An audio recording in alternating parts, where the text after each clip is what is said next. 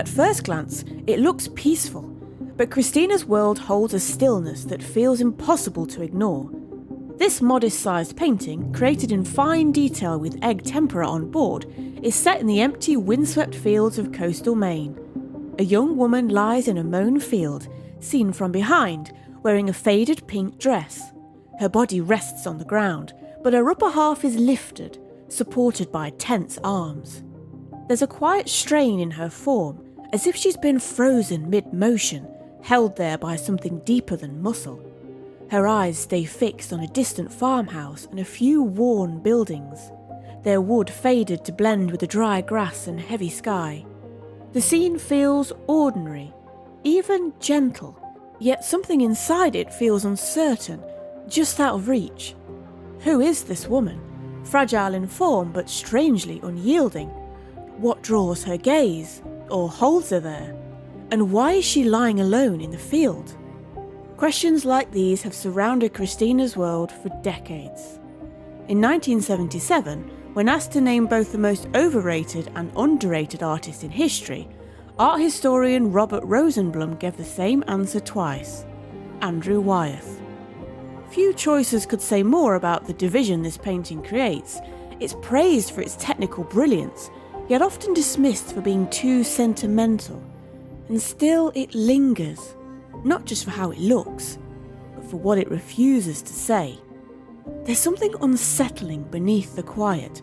The painting doesn't show Christina's face, and that absence pulls focus elsewhere. Her worn hands, tangled hair, faded dress, and scuffed shoes. Every detail feels specific, yet open to meaning. The viewer is left searching for clues in her body, trying to understand what's brought her to this place, and why she hasn't moved. So again, the same questions return, now more urgent.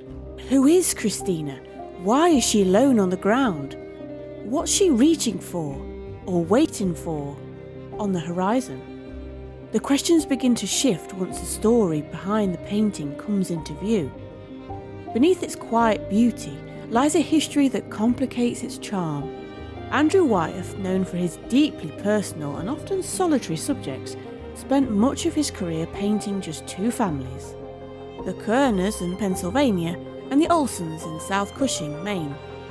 Christina's world centres on Anna Christina Olson, one of Wyeth's long-time muses. She lived with her family on a remote farm near Wyeth's summer home, and her image appears in many of his works.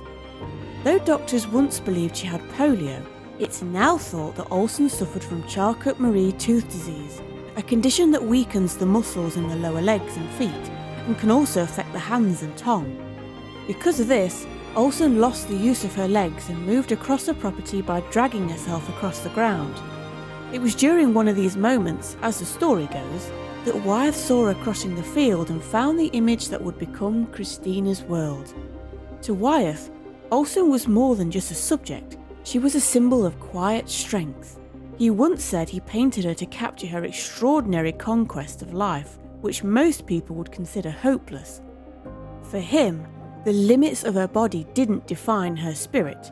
If the painting could even partly express that, he believed he'd done what he'd set out to do. It's a noble idea, one that gives the painting its emotional weight, but also opens the door to deeper questions. Christina's world may have been inspired by Olson, yet it wasn't entirely her. Wyeth, ever meticulous in his process, used his wife, Betsy Wyeth, as a model for Christina's head and torso. Betsy was in her 20s at the time, nearly 3 decades younger than Olson, and a frequent participant in Wyeth's demanding study sessions. Her presence in the final image blurs the line between tribute and artistic convenience. This quiet substitution casts a long shadow. It asks whether Wyeth idealised Olson's body, softening its reality to fit a more conventional image of youth and beauty. And if so, why? Was it an aesthetic decision? A commercial one? There's no record of Olson giving formal consent for a disability to be captured this way, which brings up uneasy questions about agency and representation. In choosing to blend one woman's body with another's, Did Wyeth undermine the very resilience he claimed to honour? For many critics, the answer leans towards yes. They see this blending of identities as a compromise, one that undercuts the raw honesty the painting seems to promise. The figure crawling through the field becomes less about lived experience and more about a constructed image. Yet even with these concerns, the story doesn't resolve easily. Olsen herself loved the painting. "Andy puts me where he knew I wanted to be," she said. "Now I can't be there anymore. All I can do is think of that picture and I'm there." Their bond was undeniable.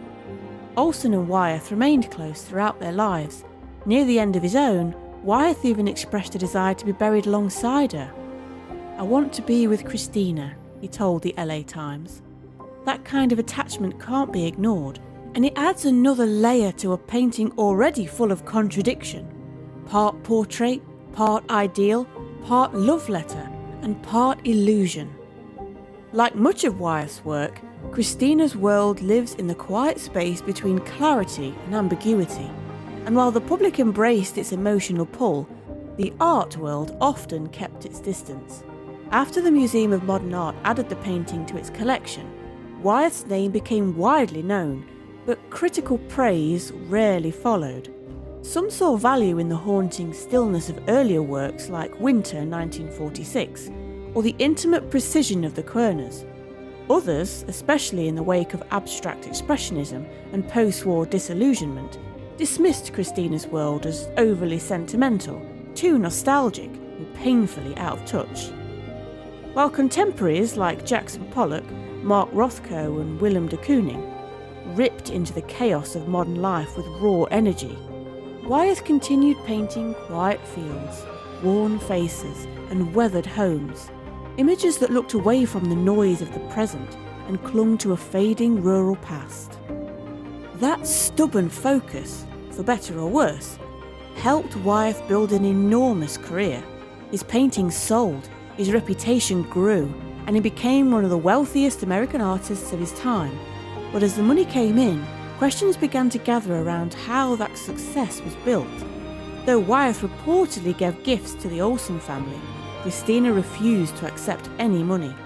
Despite being the central figure in one of the most iconic American paintings, she saw none of his financial rewards. She remained on her family's aging farm, the very place depicted in the background of the painting, living a hard and simple life, while the work that bore her name was celebrated in museums around the world. Details like these are hard to separate from the image itself. The painting still holds power, with its soft, earthy colours, unusual perspective, and masterful control of space. But the story behind it complicates that beauty. Wyeth's world, so often praised for its stillness and silence, now seems narrower. His refusal to engage with the turmoil of his time, his choice to idealise instead of confront, raises questions about what he chose to see and what he chose to leave out. In the end, Christina's world is both a landmark of American realism and a portrait shaped by blurred ethics, where the lines between admiration, invention, and exploitation quietly overlap. And yet, despite the debates surrounding its meaning and its making, Christina's world remains one of the most enduring images in American art. When the Museum of Modern Art acquired the painting in 1949, it became more than just a work of art. It became part of the national visual language, joining the ranks of other iconic pieces like James Abbott McNeill Whistler's Arrangement in Grey and Black No. 1, better known as Whistler's Mother, and Grant Wood's American Gothic, with its solemn Midwestern couple standing before their farmhouse. Together, these paintings form a kind of quiet American canon, each one rooted in place, shaped by mood, and tied to a deeper story beneath the surface. And like these works, Christina's world continues to draw viewers in, not just for what it shows, but for everything it leaves unsaid. What do you think? Did Wyeth do Christina justice here? Or is it just ableist male gaze? Let us know in the comments below. And for more of this thought-provoking content, Please hit that like button and subscribe to our channel.